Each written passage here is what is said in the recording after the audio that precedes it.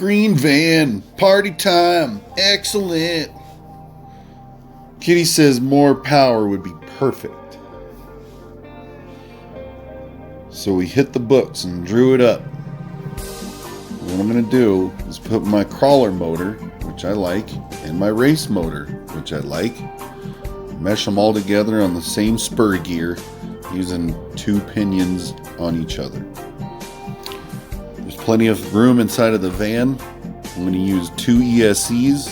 Here's the first one, the second one, and just switch in between them as I need. Here's the crawler test, which obviously have failed previously on the race motor. It couldn't do any of the slow speed stuff, and I got pretty sad about it. I was talking to Adam, and he thought maybe we should put the other motor in. And then I had a great idea. I was like, I'll just put both.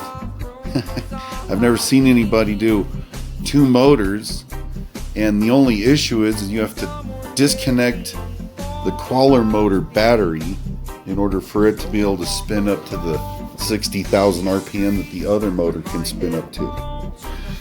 So I'm going to have to devise some sort of switch or relay or something where I can switch it on the fly. But in the meantime, I got to do this like manual operation of unplugging and plugging the battery. Or Dean's connectors are awesome. They always need 2 hands. The road test went surprisingly well, and as usual, this van has such an awesome attitude, such a great truck. It seems to really like being experimented and tested on, and so I just keep thinking of new harebrained schemes for it, and it seems to go for it. In this shot, this is some of the first traveling it's ever done, going over, its previous crawling speeds, and I'm really impressed with how it actually handles the high speeds and the road section.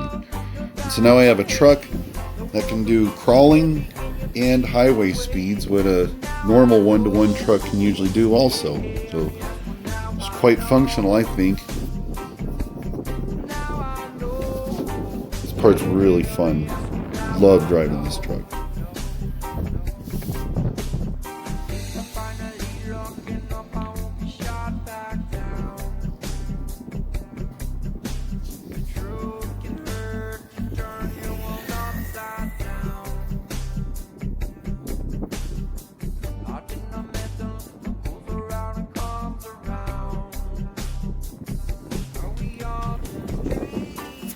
Well, now that the road testing and motor functioning and everything else is figured out, me and Kitty got to hit the bench and figure out how to get diodes and switches working. The diodes are so one ESC doesn't power up the other one and the switches work. And the battery wiring is just a continual Kitty feet.